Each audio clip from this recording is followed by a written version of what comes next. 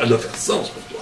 C'est quoi faire sens? Quand on lit un texte, et que ça répond à des interrogations, ça dénoue des angoisses, ça ouvre des horizons que tu soupçonnais, que tu ne trouvais pas avant, ça c'est quand la vérité fait sens. Ça, il faut dire, intelligent à ce moment-là, c'est une grâce, c'est une matana que je vous.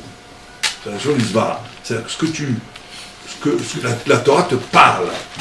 Ça, la Torah te fait sens.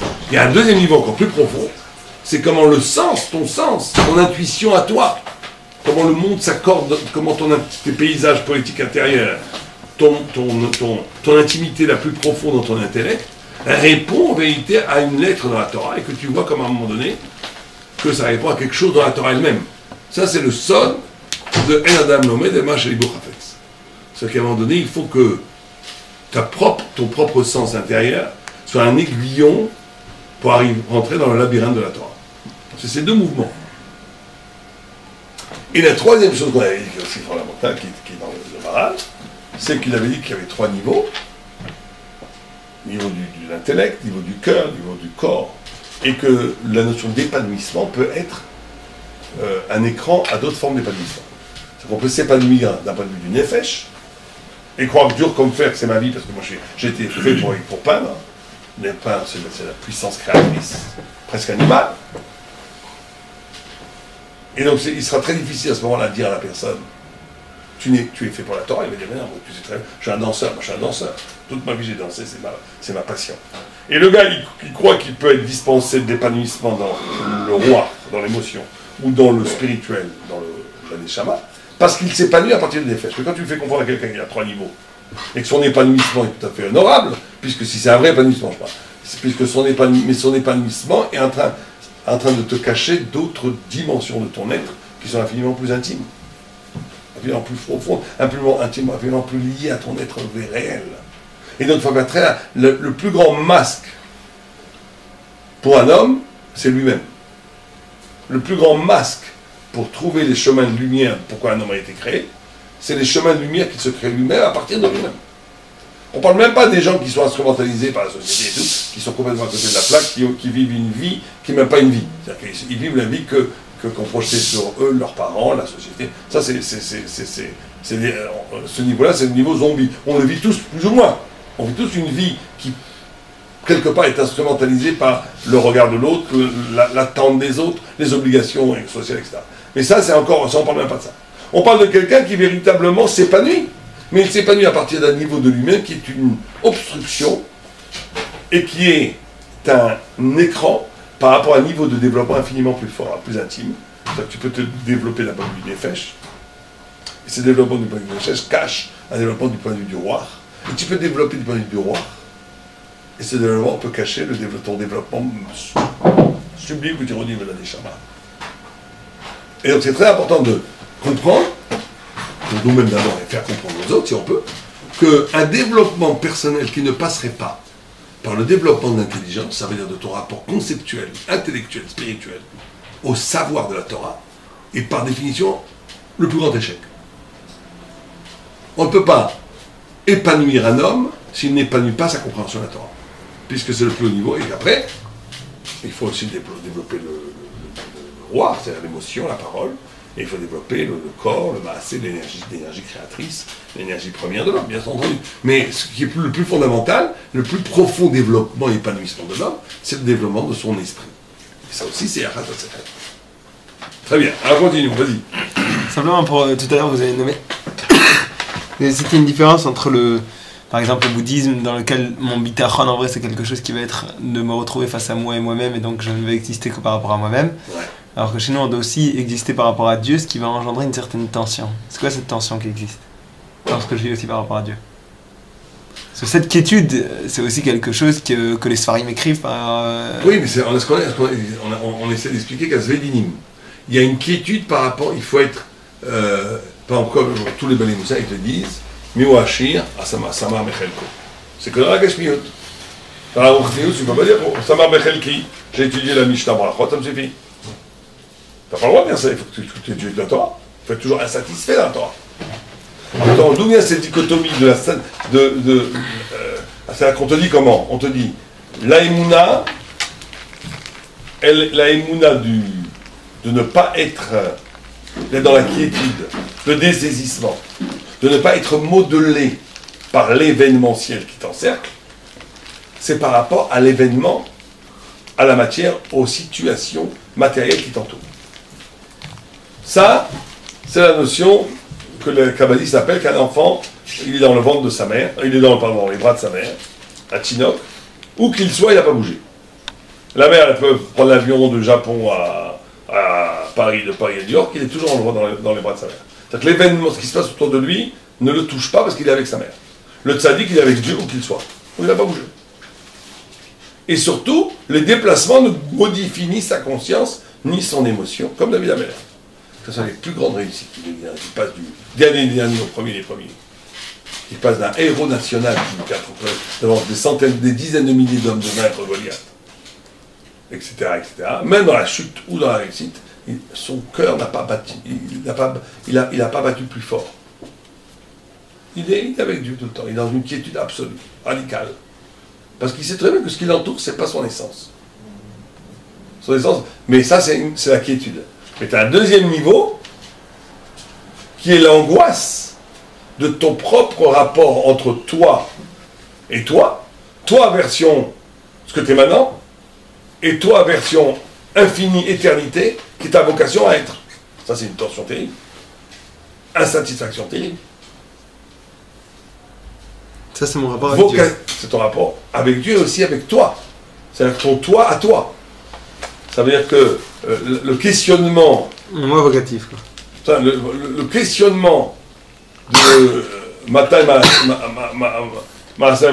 Avota, quand est-ce que tes actions vont arriver aux actions de tes pères?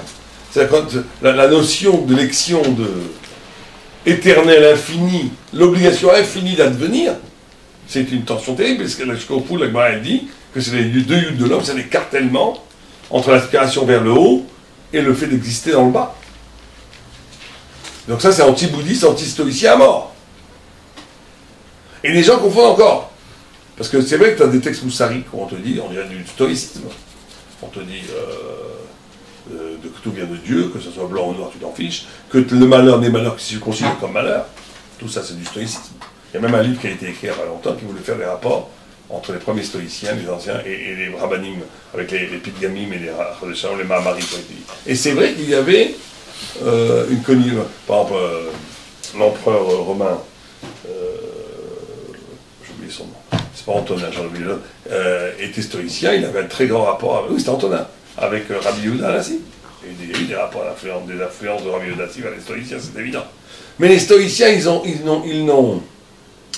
retenu que la perversion que le Goy a fait dans le stoïcisme, c'est d'utiliser le bitaron qui est clapé l'événement, ils l'ont retourné clapé l'absolu.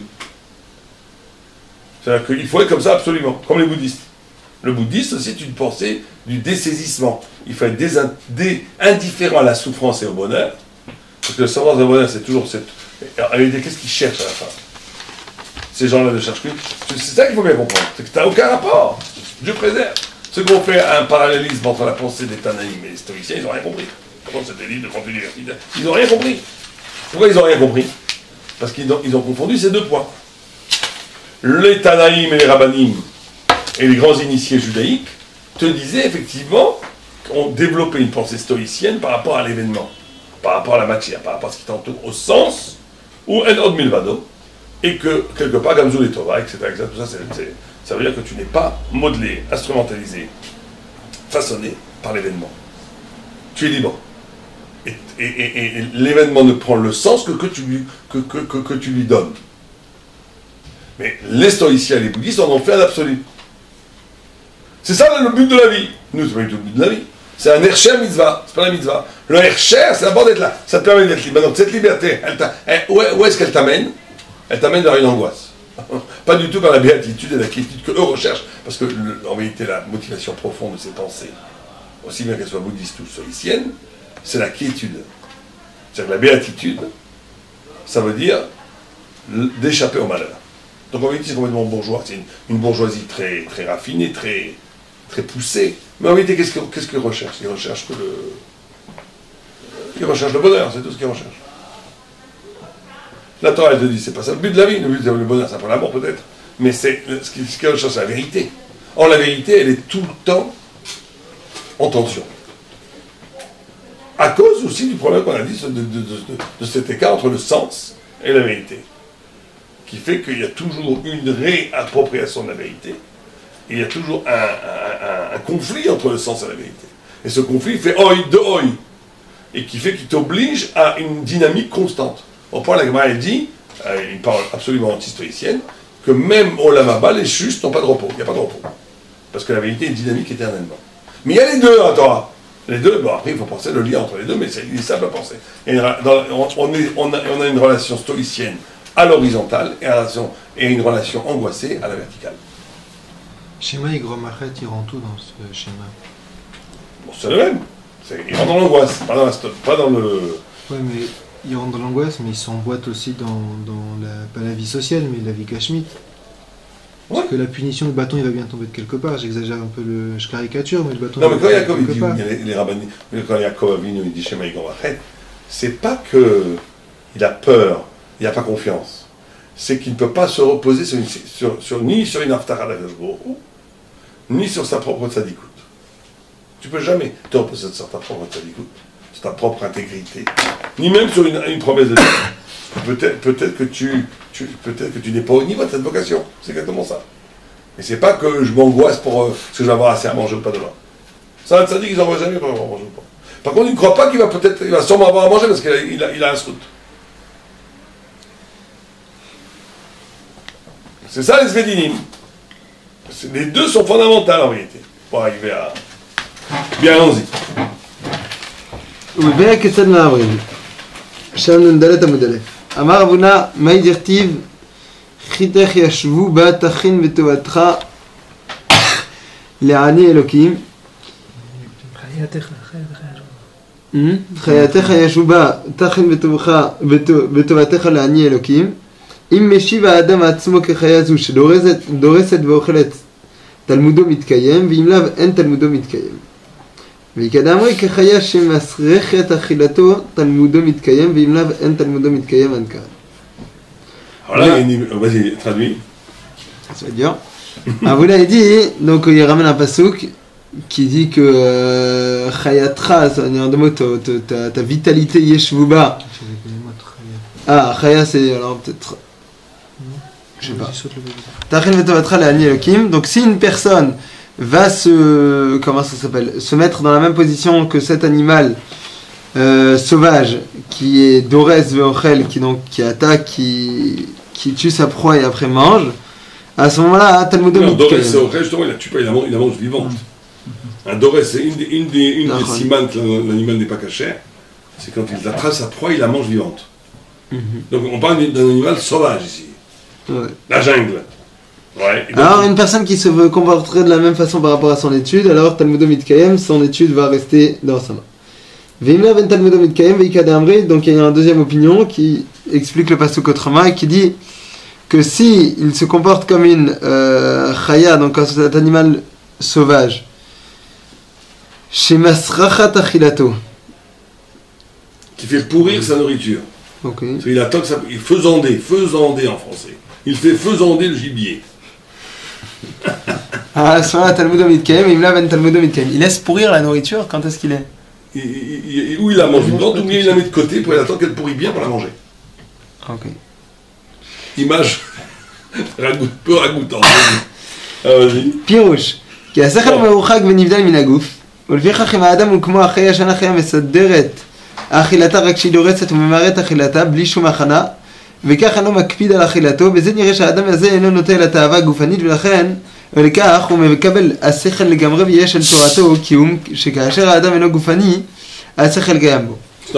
Alors là, on dirait qu'il se donne le mal. Il te dit que cette image de la bête sanglante qui mange vivante la bête, c'est une image de... C'est une idée de quelque chose qui est séparé du corps. Et comme c'est séparé du corps, ça reste, puisqu'il touche à l'intellect pur. C'est bizarre comme image, non? Vous ne trouvez pas ça bizarre? Non, qui montre qu'il ne porte pas d'importance à la préparation de la nourriture, etc. etc. Oh. Ouais, où il prend pas le temps de la préparer. Il ne pourrait pas attendre de la préparer.